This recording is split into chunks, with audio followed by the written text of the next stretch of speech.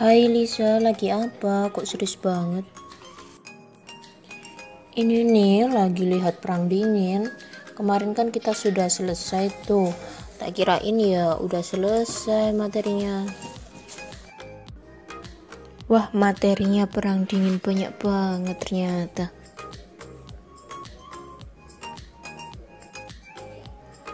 Lah, bukannya sudah selesai ya Perang Dinginnya kemarin? Kemarin kan masih periode detente, yaitu mereda ketegangannya. Lah sekarang ini memuncak lagi dua negara adidaya, Amerika dan Uni Sovietnya bertengkar lagi, memuncak lagi. Kenapa sih dua negara itu tak selesai-selesai? Pasti nanti ada peran Indonesia kan di dalamnya. Betul banget. Nanti itu ada GNB, ada ASEAN, ada AFTA lah. Nah, lain sebagainya itu nanti ada peran Indonesia. Tapi hebat banget sih Indonesia pada masa itu. Tapi penasaran juga sih gimana ceritanya. Coba kamu lihat di internet tuh atau PowerPoint yang disajikan Bu Guru. Gimana hasilnya ya ceritanya? Oke, yuk kita saksikan bersama. Assalamualaikum warahmatullahi wabarakatuh. Pada pertemuan kali ini kita akan membahas tentang Perang Dingin yang kedua, akhir dan dampaknya. Sumber yang digunakan tetap menggunakan buku Ratna Hapsari, penerbit Erlangga, Sejarah Peminatan kelas 12. Sebelum memulai pada materi, kita belajar terlebih dahulu agar apa nanti yang disampaikan dapat bermanfaat. Bismillahirrahmanirrahim. Raditu billahi rabba wa bil islami dina wa bi Muhammadin nabiyya wa rasula. Rabbi zidni ilma warzuqni fahma. Amin. Kompetensi inti yang akan dicapai pada pertemuan kali ini. Kompetensi dasar tetap seperti pertemuan sebelumnya, yaitu mampu menganalisis peran aktif bangsa Indonesia pada masa Perang Dingin serta dampaknya terhadap politik dan ekonomi global. Indikator yang akan dicapai pada pertemuan kali ini: mampu menganalisis jalannya Perang Dingin yang kedua, mengevaluasi dampak perangnya, menganalisis peran aktif bangsa Indonesia yang nantinya ada beberapa organisasi yang didirikan, dan yang terakhir mampu menyimpulkan kerjasama negara-negara kawasan utara dan selatan serta masalah Palestina. Nah, kita mulai dari Perang Dingin yang kedua pada akhir 1970 sampai awal 1980. Dalam peta disebutkan ada dua kubu, Uni Soviet dan Amerika. Yang pertama, peningkatan ketegangan dua negara adidaya. Mengapa Perang Dingin kedua itu bisa terjadi? Padahal di masa sebelumnya kita kenal periode detente atau dalam bahasa Prancisnya yaitu relaksasi, yang berarti kedua negara adidaya yaitu Amerika dan Uni Soviet berupaya meredakan ketegangan. Nah, jadi pada sebelumnya itu sudah mereda perangnya, tapi kenapa ini kok terjadi kembali? Nah, itulah yang disebut dengan Perang Dingin yang kedua. Ketegangan itu ditandai dengan peningkatan dukungan pemerintah di negara dunia ketiga yang melawan pemberontakan dalam negeri. Kita bahas tentang Uni Soviet dahulu. Uni Soviet membangun senjata dan militer yang melebihi dari Amerika Serikat. Kemudian dari pihak Amerika meningkatkan pengeluaran militer. Nah, kemudian yang dilakukan Uni Soviet kembali adalah dipasang rudal balistik RSD-10 Pioner yang mengarah ke Eropa Barat. Nah, sedangkan di Amerika itu pada saat itu Reagan, pemenang pemilu 1980, meningkatkan anggaran militer untuk menghadapi Uni Soviet. Jadi kedua negara tersebut tidak mau kalah saing, sehingga sama-sama ingin meningkatkan dari segi militernya maupun politiknya. Pada masa pemerintahan Reagan ini dibantu dengan Perdana Menteri Inggris yang baru yaitu Margaret Thatcher, sama-sama mengecam Uni Soviet sehingga muncullah doktrin Reagan yang meramalkan bahwa komunisme itu akan hancur dan menjadi tumpukan abu sejarah. Nah, inilah yang mengakibatkan Uni Soviet dengan paham komunisnya semakin menurun. Kemudian terjadi kontra pemberontakan. Kemudian yang dilakukan Reagan kembali adalah pemusnahan komunisme. Doktrin Reagan itu juga mengakui hak pemerintah Amerika Serikat untuk menumbangkan setiap rezim komunis dimanapun berada, tidak hanya di sekitar negara Amerika saja, tapi semua negara yang berhaluan komunis. Akhir Perang Dingin, dimulai dari runtuhnya Uni Soviet pada Juni 1987. Gorbachev membangkitkan ekonomi Uni Soviet melalui cara yang pertama, melalui perestroika atau restrukturisasi. Nah, apa itu? Kepemilikan swasta pada bisnis membuka jalan bagi investor asing. Kemudian mengembangkan sektor sipil yang produktif. Sehingga perestroika ini mengarahkan pada sumber daya negara yang mengembangkan sektor sipil, bukan pembiayaan militer yang boros. Kemudian yang kedua adalah glasnost atau keterbukaan. Nah, di sana yang menentang reformasi dari internal partai. Kemudian kebijakan itu juga memungkinkan meningkatkan kebebasan pers dan transparansi lembaga-lembaga negara. Glasnost ini bertujuan untuk mengurangi korupsi dalam tubuh Partai Komunis, mencegah penyalahgunaan kekuasaan di Komite Sentral, dan memungkinkan meningkatkan kontak antara warga Uni Soviet dan dunia Barat. Kemudian dilanjutkan pada Desember 1987 itu terdapat Traktat Kekuatan Nuklir Jarak Menengah atau INF Treaty yang ditandatangani oleh Amerika Serikat dan Uni Soviet. Isi dari traktat itu adalah menghapus keberadaan semua senjata nuklir, rudal balistik, dan rudal jelajah dengan jarak antara 500 dan 5.500 km beserta seluruh infrastrukturnya. Nah, hal tersebut membuat ketegangan antara timur dan barat mereda dengan cepat. Setelah traktat itu dilanjutkan pada 1989 dengan perjanjian START yang mengakhiri perlombaan senjata antara kedua negara.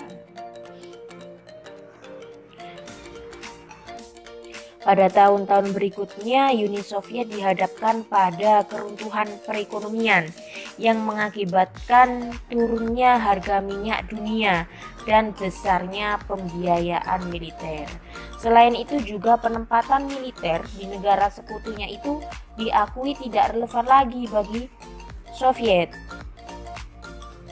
Akhirnya, pada tahun itu pula pasukan Soviet mundur dari Afghanistan dan setahun kemudian Gorbachev menyetujui reunifikasi Jerman Barat dan Jerman Timur. Kemudian runtuhnya tembok Berlin itu juga mengakibatkan salah satunya runtuh Uni Soviet ya. konsep Common European Home yang dicetuskan Gorbachev itu juga mulai terbentuk.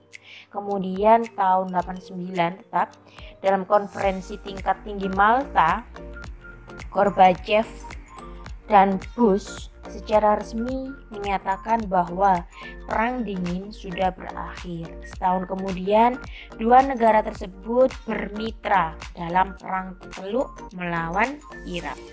Uni Soviet secara resmi dibubarkan pada 25 Desember 1991. Kita lanjutkan pada dampak Perang Dingin. Yang pertama bagi Uni Soviet yaitu restrukturisasi ekonomi. Menyebabkan jutaan warga di seluruh Uni Soviet itu menganggur. Apa restrukturisasi ekonomi? Hal itu adalah perubahan ekonomi dalam sektor ekonomi di semua aspek. Kemudian setelah adanya pemerintahan Gorbachev itu juga mengakibatkan adanya resesi yang parah. Lebih parah daripada Amerika Serikat dan Jerman selama masa depresi besar tahun 1930-an. Yang kedua bagi Amerika Serikat,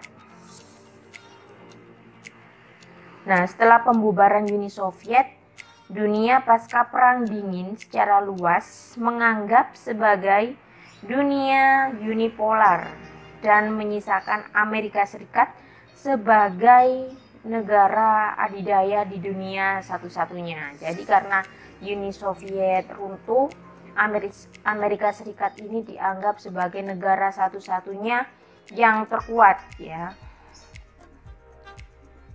Kemudian puncak pengembangan industri militer. Jadi Amerika Serikat itu menjalin kerjasama militer dengan 50 negara yang hampir semuanya memiliki tentara sebesar sekitar 526.000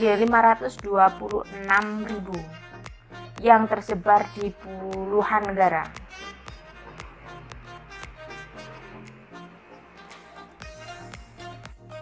Selain itu juga pengeluaran militer Amerika Serikat selama Perang Dingin di total sangat besar sekali, mencapai 8 triliun, sedangkan hampir 100.000 warga Amerika Serikat itu meninggal dalam Perang Dingin, Perang Korea maksudnya. Bagi dunia yang ketiga, yaitu adanya konflik baru di sejumlah negara. Karena beberapa ratus jiwa yang meninggal dalam perang proksi antar kedua negara adidaya, terutama di Asia Tenggara setelah Perang Dingin berakhir. Adanya Perang Dingin itu mengakibatkan juga adanya perang antar negara, perang etnis, perang revolusi, dan jumlah pengungsi pun menurun tajam. Namun konflik antar negara di negara-negara dunia ketiga itu tidak sepenuhnya hilang. Hal ini disebabkan adanya kegagalan pengawasan negara di sejumlah wilayah yang dulunya dikuasai oleh pemerintah komunis. Selain konflik di sejumlah negara juga mendorong perkembangan teknologi luar angkasa.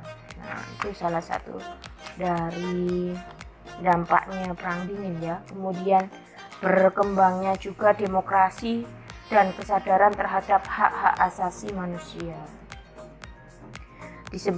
Hal tersebut itu dipelopori atau dimulai dari para akademisi yang mempelajari dan menganalisis dampak negatif dari komunisme dan kapitalisme.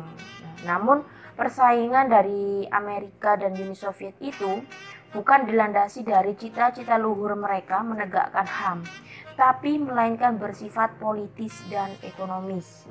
Jadi tidak benar sama sekali ya perang ideologi kedua negara, Sedangkan bagi Indonesia pada tahun 1960-an, di era Perang Dingin, Indonesia juga menerapkan sistem demokrasi terpimpin. Nah, di mana Soekarno itu lebih dinilai memihak ke kiri atau ke komunis. Nah, pada saat itu Partai Komunis Indonesia atau PKI mendominasi politik Indonesia. Nah, puncak kedekatan Indonesia dengan Blok Timur adalah saat pendirian poros Jakarta, Hanoi, Pyongyang, Phnom Penh. Nah, hal tersebut yang membuat Indonesia dicap sebagai negara berhaluan komunis oleh masyarakat internasional. Selanjutnya yaitu peran aktif bangsa Indonesia pada Perang Dingin dan dampaknya terhadap politik dan ekonomi global. Kita awali dengan negara Indonesia yang baru merdeka itu menjadi perebutan hegemoni antara negara-negara adidaya. Karena pada saat itu negara yang baru merdeka menjadi ajang perebutan bagi negara adidaya.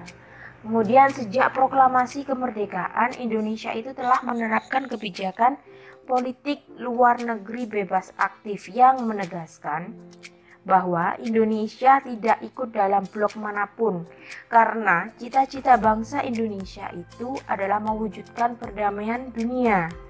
Nah, berdasarkan semangat itu, Indonesia bersama negara lain seperti Mesir, Yugoslavia, India, dan Ghana mempelopori pembentukan gerakan non-blok. Nah, beberapa negara yang Bu April sebutkan tadi itu kan sudah ada pada pertemuan yang pertama, yaitu pengakuan kedaulatan Indonesia. Nah, jadi mereka tetap berada di pihak Indonesia atau mendukung Indonesia. Gerakan non-blok sebagai solusi kekisruan di dunia internasional akibat dua negara adidaya. Dalam gerakan non-blok itu, Presiden kita, Soekarno, menjadi salah satu pemprakarsa bersama dengan Presiden Yugoslavia, Perdana Menteri dari India, Ghana, melahirkan suatu gerakan non-blok. Dengan tujuan Indonesia itu membentuk gerakan non-blok, meningkatkan kerjasama antara negara non-blok terutama dalam bidang teknologi dan ekonomi, sehingga mewujudkan kerjasama selatan dengan selatan yang melibatkan negara maju dalam pengembangan teknologi dan lembaga keuangan internasional untuk membantu perekonomian negara berkembang. Kemudian dalam bidang ekonomi, Indonesia membantu menyelesaikan masalah-masalah ekonomi internasional yang menunjang pembangunan berkelanjutan.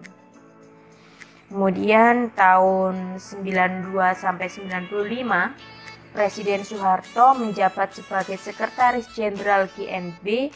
Indonesia juga dipercaya membantu menyelesaikan konflik pada Kamboja dan gerakan separatisme di Filipina. Nah, Indonesia juga menjadi penyelenggara dari konferensi tingkat tinggi GNB di Jakarta dan Bogor pada September 1992. Berperan dalam balance of power, maksudnya apa ya?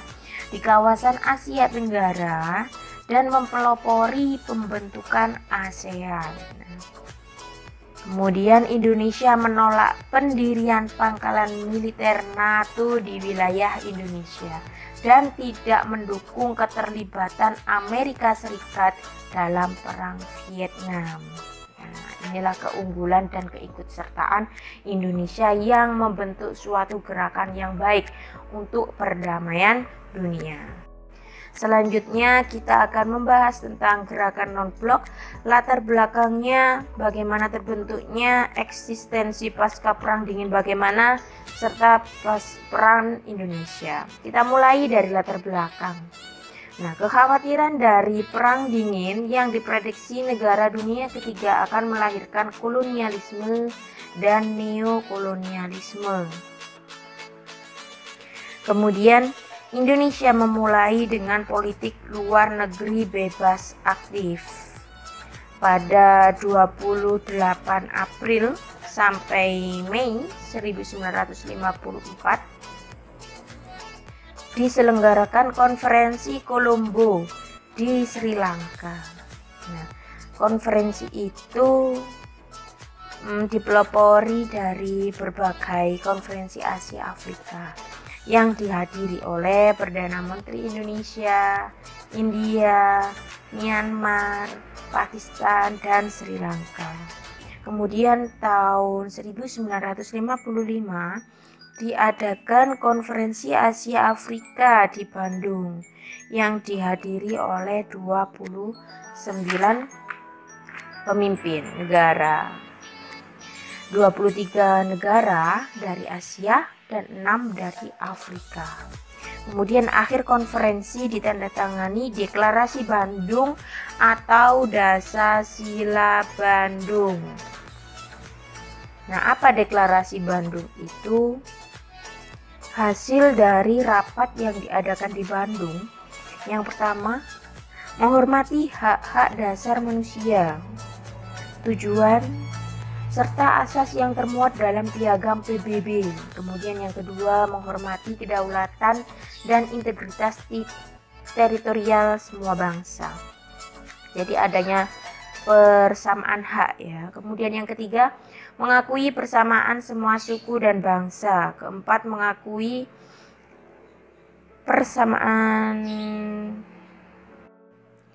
menghormati hak-hak setiap bangsa untuk mempertahankan diri secara sendirian maupun kolektif sesuai dengan piagam PBB.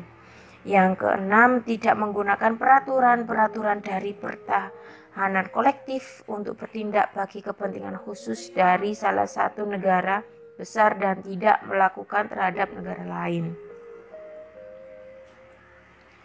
Yang ketujuh, tidak melakukan tindakan maupun ancaman agresi maupun penggunaan kekerasan terhadap integritas, wilayah maupun kemerdekaan politik suatu negara.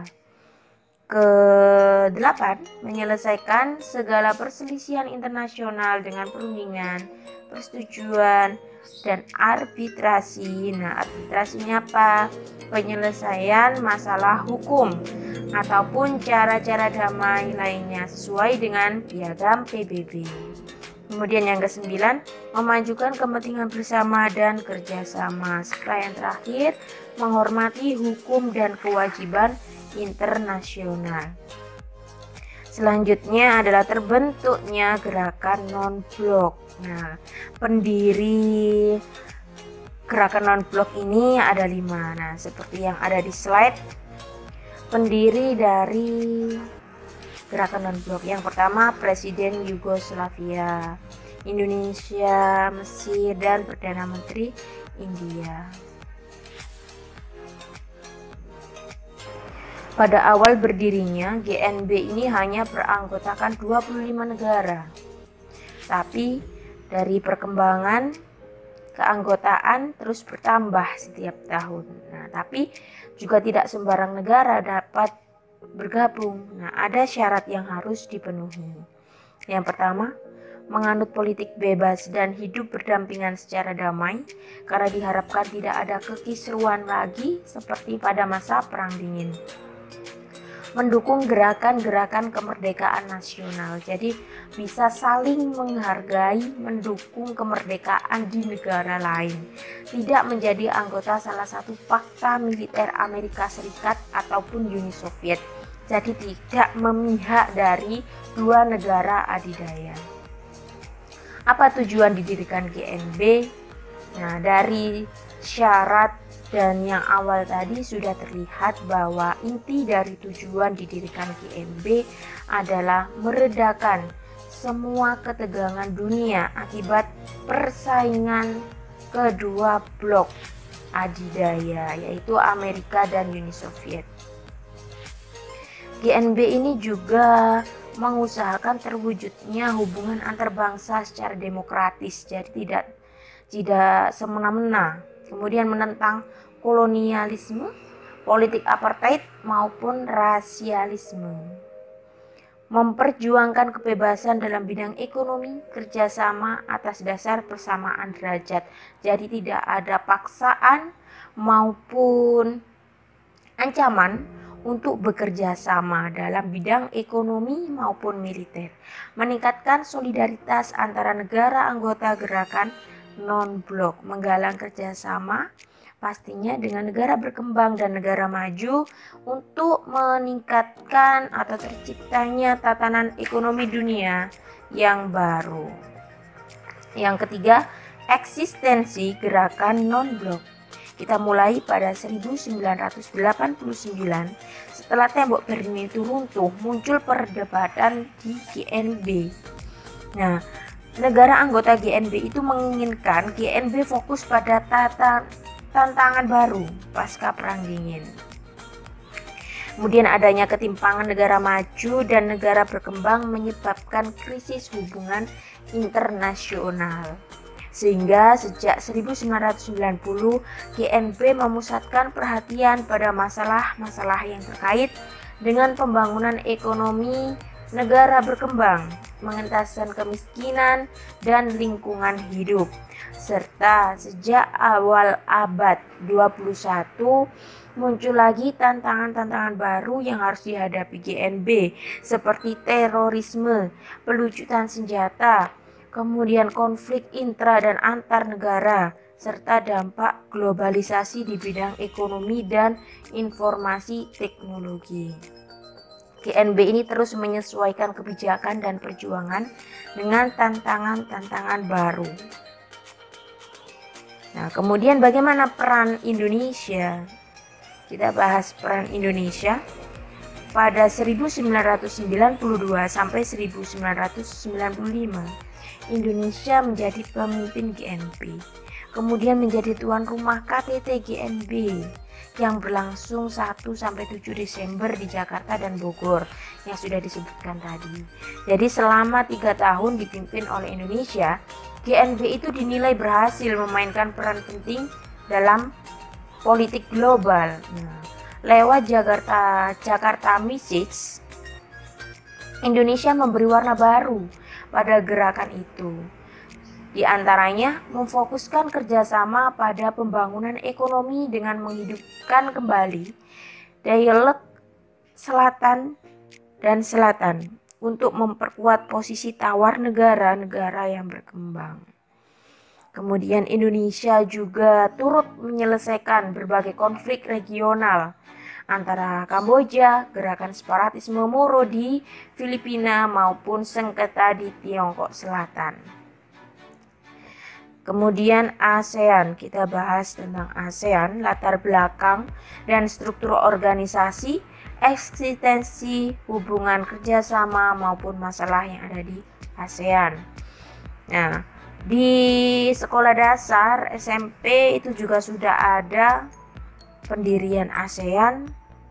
Nama-namanya ini yang sering kali muncul pada ulangan di tingkat-tingkat sebelumnya. Nah, siapa pendirinya dari ASEAN? Nah, yaitu Indonesia, Malaysia, Filipina, Singapura, dan Thailand. Kemudian tujuan dari ASEAN mempercepat pertumbuhan ekonomi, kemajuan sosial, dan perkembangan budaya di kawasan Asia Tenggara, serta memproklamasikan perdamaian dan stabilitas regional melalui penghormatan terhadap keadilan dan supremasi hukum pada prinsip piagam PBB, tetap berpegang pada piagam PBB ya. Kemudian prinsip ASEAN tertuang dalam piagam ASEAN. Yang pertama, menghormati kemerdekaan, kedaulatan, kesetaraan, integritas wilayah, dan identitas nasional negara-negara anggota. Yang kedua, berkomitmen dan bertanggung jawab serta kolektif dalam meningkatkan perdamaian, keamanan, kemakmuran di kawasan. Jadi seperti halnya gerakan non-blok ASEAN untuk menciptakan adanya kemakmuran dan perdamaian. Menolak adanya agresi, ancaman, penggunaan kekuatan maupun tindakan lainnya dalam bentuk apapun yang bertentangan dengan hukum internasional. Yang keempat, menyelesaikan sengketa secara damai, tidak ada kekuatan militer maupun kekisruan. Kemudian tidak mencampuri urusan dalam negeri anggota ASEAN, serta menghormati kebebasan yang mendasar, pemajuan dan perlindungan HAM, serta pemajuan keadilan sosial. Eksistensi, yaitu kita mulai dari adanya kerjasama ekonomi dalam integrasi ekonomi negara-negara anggota. Nah, kerjasama ekonomi itu melalui apa saja? Yang pertama, melalui AFTA, diberlakukan tarif efektif bersama 5-10% atas dasar produk baik ekspor maupun impor. Tujuannya menghilangkan kendala perdagangan di antara negara-negara anggota. Yang kedua, perdagangan bebas dengan mitra wicara. Yang ketiga, kerjasama sektor industri dan jasa berupa sektor transportasi dan telekomunikasi, pariwisata, serta keuangan. Bentuk eksistensinya kita wujudkan pada ASEAN dan AFTA. AFTA dibentuk sebagai kawasan perdagangan yang bebas. Tujuannya meningkatkan daya saing ekonomi dengan menjadikan ASEAN sebagai pusat produksi dunia serta menciptakan pasar regional.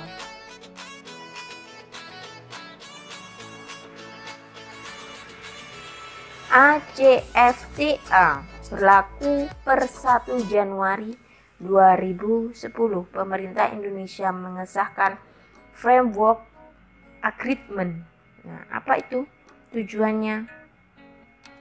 Memperkuat dan meningkatkan kerjasama perdagangan kedua belah pihak, melakukan perdagangan bebas dalam bentuk barang dan jasa melalui pengurangan maupun penghapusan tarif bea cukai, mencari area baru dan pengembangan kerjasama ekonomi yang saling menguntungkan kedua belah pihak, serta memfasilitasi integrasi ekonomi yang lebih efektif dengan negara baru ASEAN dan menjembatani kesenjangan yang ada di kedua belah pihak. Penerapan ACFTA yang disetujui pemerintah Indonesia ternyata menuai pro dan kontra. Nah, banyak kalangan menilai organisasi itu mematikan industri kecil dan menengah Indonesia. Hal itu disebabkan karena industri-industri kecil dan menengah di Indonesia belum mampu untuk bersaing dengan produk-produk Tiongkok yang harganya lebih terjangkau maupun kualitas relatif lebih baik. Nah, dikhawatirkan hal tersebut nantinya akan membuat pengangguran di Indonesia semakin tinggi. Pada 25 Juni 2006 ditandai dengan tanda tangan persetujuan kerangka kerja ASEAN tentang pembebasan visa. Nah, hal ini dilakukan sebagai upaya untuk mendukung tujuan ACFTA tadi. Diharapkan pembebasan visa itu dapat memberikan kemudahan bagi warganya untuk masuk ke negara anggota ASEAN lainnya dengan ketentuan yang telah disepakati. Kemudian, kerjasama politik dan keamanan ASEAN dan ACFTA tadi yang kepanjangan dari ASEAN, Cina, Tiongkok. Nah, jadi ACFTA adalah ASEAN, Cina, Tiongkok. Bentuk kerjasama politik dan keamanan ASEAN yang pertama, Konvensi ASEAN tentang Pemberantasan Terorisme. Yang kedua, pertemuan para menteri pertahanan anggota ASEAN bertujuan mempromosikan perdamaian dan stabilitas kawasan melalui dialog serta kerjasama di bidang pertahanan maupun keamanan. Yang ketiga, penyelesaian sengketa Laut Tiongkok Selatan. Dan yang terakhir, kerjasama pemberantasan kejahatan lintas negara yang mencakup pemberantasan terorisme, perdagangan obat terlarang, pencucian uang, penyelundupan, perdagangan senjata ringan, kemudian juga perdagangan manusia, bajak laut, kejahatan internet maupun kejahatan ekonomi internasional.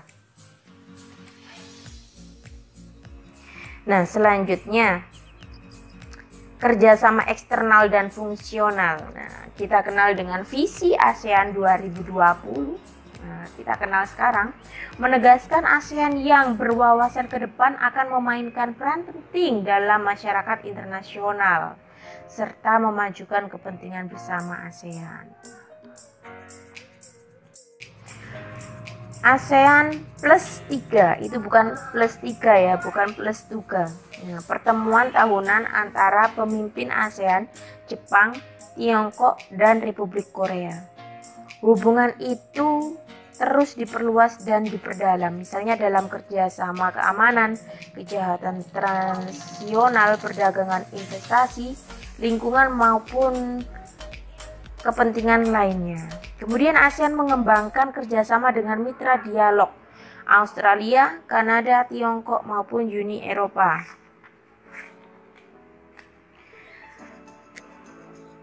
Bukan kerjasama fungsional yang mencakup bidang kebudayaan, penerangan, pendidikan, lingkungan hidup, sampai adanya penanggulangan narkoba, serta peningkatan administrasi dan kepegawaian publik.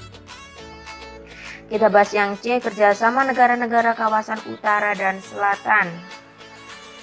Kita ingat kembali ya.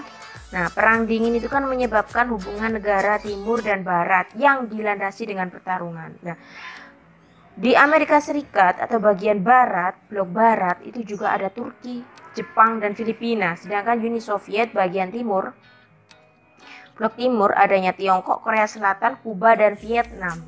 Nah, runtuhnya Uni Soviet itu membuat ideologi liberalisme mendominasi dunia. Karena dirasa komunisme dan Uni Soviet sudah runtuh, akhirnya Amerika Serikat dan liberalismenya itu mendominasi dunia. Dampak dari negara di dunia harus membuka diri dalam membangun ekonomi, sehingga terjadi pergeseran ideologi ke kepentingan ekonomi. Nah, setelah mengingat, kita lanjutkan apa arti utara dan selatan sebenarnya. Utara dan selatan memiliki makna ekonomis daripada geografis. Arti kelompok negara utara itu negara yang maju, memiliki pendapatan per kapita tinggi, sedangkan selatan itu negara yang berkembang, memiliki pendapatan per kapita rendah. Nah, utara penerapan teknologi dan ekonomi yang merata, misalnya Amerika Serikat. Infrastruktur yang terbatas untuk yang selatan. Kemudian bentuk kerjasamanya, nah ini terjadi saling membantu ya. Penanaman modal ke selatan dalam bentuk mendirikan perusahaan-perusahaan asing. Jadi negara utara itu menanamkan modalnya ke selatan. Kemudian yang utara mengimpor bahan mentah dari selatan, kemudian diolah menjadi barang jadi dan dijual kembali ke selatan. Pada umumnya negara utara maju dalam teknologi, tapi memiliki keterbatasan pada sumber daya alam, sehingga negara selatan itu terbatas dalam kemajuan teknologi, tapi memiliki sumber daya alam yang melimpah. Kebalikannya, jadi negara utara itu mengimpor bahan mentah dari selatan, kemudian diolah dengan teknologi yang baik menjadi bahan jadi, kemudian dijual kembali ke negara selatan. Kemudian bentuk kerjasama lain dalam bentuk pinjaman modal dari negara utara ke negara selatan digunakan untuk membangkitkan perekonomian dalam negeri. Dampak kerjasamanya adanya ketergantungan berupa pinjaman yang memiliki bunga tinggi. Jadi negara itu memberikan pinjaman tapi memberikan bunga yang tinggi. Kemudian eksploitasi tenaga kerja yang akan menekan upah buruh. Nah, kemudian GNP sebagai penyelamat negara selatan. Peran Indonesia adalah aktif dalam GNP yang menghidupkan kembali adanya kerjasama, mewujudkan prinsip GNP, memberikan warna baru, kemudian adanya tawar-menawar, kemudian yang terakhir adalah masalah Palestina, adanya Zionisme. Nah, ini muncul Zionisme pada akhir abad 20 abad 19 ya di Eropa Tengah dan Timur. Gerakan nasionalis Yahudi tujuannya untuk mengakhiri pengasingan orang-orang Yahudi dari tanah leluhurnya. Dampaknya yaitu terdesaknya penduduk Arab Palestina, kemudian karena adanya wilayah itu diduduki oleh Yahudi. Tahun 1948 pecah perang pertama konflik antara Palestina dan Yahudi. Kemudian di tahun sebelumnya itu juga diproklamasikan negara Israel, pasukan gabungan Yordania dan Mesir masuk Palestina menghancurkan Yahudi tetapi gagal. Adanya PLO yaitu Palestina Liberation Organization, Organisasi Pembebasan Palestina. Gerakan ini dilakukan untuk perlawanan terhadap Israel dengan tidak menggunakan senjata. Jadi lebih ke jalur diplomasi ya, serta membangun kerjasama dengan organisasi perjuangan lainnya yang melawan Israel. Tahun 1993 diadakan perjanjian Oslo. Diadakan perjanjian Oslo 1 dan 2 dengan inti perjanjian yang meletakkan dasar-dasar bagi solusi dua negara.